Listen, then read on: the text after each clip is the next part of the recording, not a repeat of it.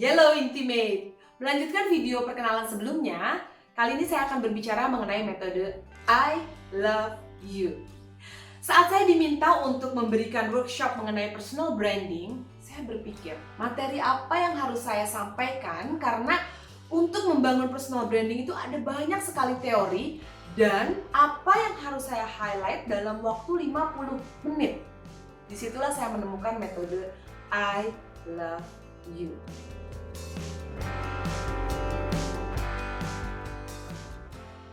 Ternyata metode I love you ini juga bisa saya gunakan saat saya memberikan materi lain.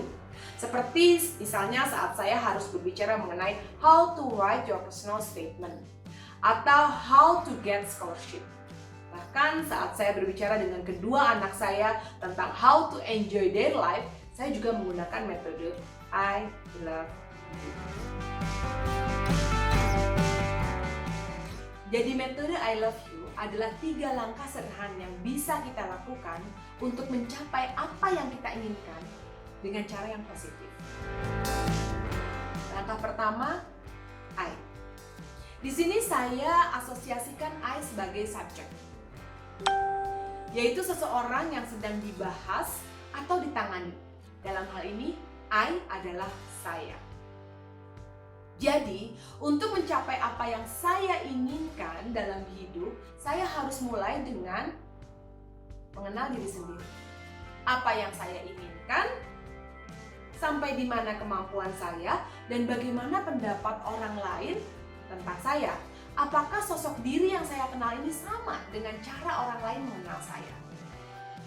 Saya ingat waktu SMA, saya bercita-cita ingin menjadi sekretaris. Tapi saat itu, Papa bilang sekretaris tidak cocok untuk saya. Dan saya membatalkan diri untuk mendaftar ke Akademi Sekretaris. Tapi amazingly, saya diberkahi kesempatan untuk menjadi sekretaris. Setelah 6,5 tahun menjadi sekretaris, saya baru sadar ternyata Papa benar. Ternyata Papa lebih mengenal diri saya dibanding saya sendiri. Mengapa saya memilih karir pertama sebagai sekretaris dan di titik mana saya merasa sekretaris itu tidak cocok untuk saya, itu akan saya ceritakan di video yang lain. Yang ingin saya highlight kali ini adalah bahwa mengenal diri sendiri itu tidak mudah. Biasanya perlu waktu dan bahkan ada banyak variabel yang justru bisa merubah diri kita. Tapi walaupun tidak mudah, mengenal diri sendiri bukan hal yang mustahil. Di video yang lain saya akan menceritakan tentang perjalanan pengenalan diri.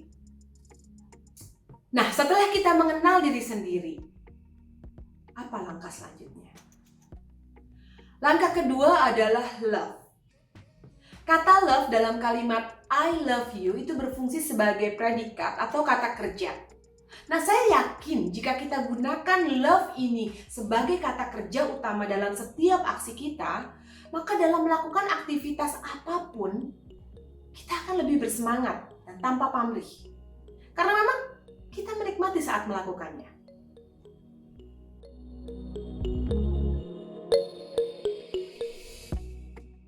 Tapi lagi-lagi karena banyaknya variabel dan ketidakpastian dalam hidup, maka tidak mudah juga menjadikan cinta sebagai kata kerja utama kita. Ada yang bilang cinta itu seperti virus yang bisa datang tiba-tiba. Dan tentunya virus itu juga bisa menghilang dengan kekuatan sistem imun di tubuh ini. Bagaimana jika kita melakukan sesuatu yang kita cintai, tapi kemudian karena sudah menjadi rutinitas, cinta itu sudah tidak kita rasakan lagi? Ada teman saya yang sangat suka menonton bola, oleh karena itu dia memutuskan untuk menjadi wartawan olahraga. Dengan target, dia bisa mendapatkan tiket nonton bola baik dalam skala nasional maupun internasional. Tapi kemudian, setelah dia berhasil mendapatkan target tersebut, di WhatsApp group, dia bercerita kalau dia tidak menikmati menonton bola seperti dulu lagi. Mengapa? Tentu karena pengaruh dari lingkungan sekitar. Misalnya, karena tuntutan kerjaan saat menonton bola Dia berpikir mengenai artikel yang harus dia tulis. Atau mungkin wawasan dia sudah bertambah. Biasanya orang yang sudah lebih banyak tahu akan lebih banyak mau. Jadi mending mana? Melakukan apa yang kita cintai atau mencintai apa yang kita lakukan? Mari kita renungkan.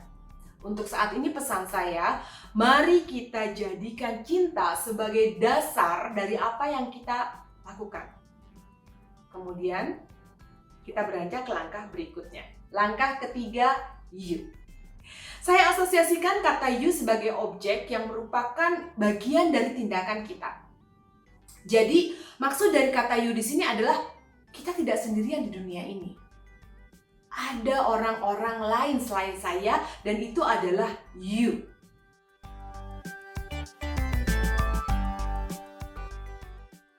Bercerita tentang you, saya ingat suatu kejadian di kamar hotel sendirian karena saat itu saya sedang melakukan tugas kantor.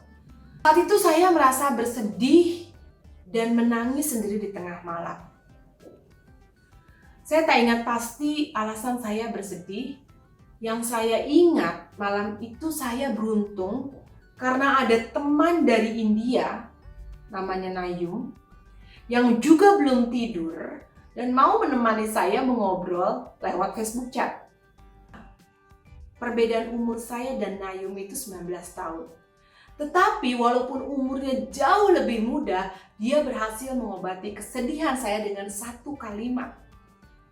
Inti, you don't own your life. Saat membaca kalimat tersebut, saya ingat dengan jerih payah orang tua saya yang telah membesarkan saya. Saya ingat kegigihan suami saya untuk menikahi saya. Saya ingat betapa anak saya pasti akan bersedih jika ibunya juga bersedih. Dan bahkan saya ingat wajah direktur yang dulu pernah interview saat saya melamar pekerjaan. Ya, siapapun kita saat ini, kita tidak terlepas dari orang-orang di sekitar kita. Pasti ada orang lain yang menaruh harapannya pada kita. Dan bisa jadi kita pun menaruh harapannya kepada orang lain. Contoh, banyak pelajar yang menginginkan beasiswa. Tentunya setelah segala upaya yang dilakukan, para pelajar ini juga menaruh harapan kepada para penyeleksi beasiswa agar dapat meloloskan mereka. Sementara, para penyeleksi beasiswa juga menaruh harapan kepada para kandidat saat mereka memutuskan siapa yang akan mereka loloskan. Jadi selain penting untuk mengenal I, untuk mendapatkan apa yang kita inginkan, juga penting untuk mengenal you. Karena itu, kata kunci dari I love you adalah adanya keseimbangan dan harmoni. Dengan kata lain, jika kita sudah berhasil mendapatkan respon you love me dari metode I love you, maka disitulah kesuksesan harmoninya. Karena metode I love you adalah metode yang mudah diucapkan, mudah diingat, mudah dipahami, tapi tidak mudah dipraktekkan, maka setelah kita sukses mendapatkan apa yang kita inginkan, kita juga tetap harus konsisten dalam menjalankan komitmen metode I love you.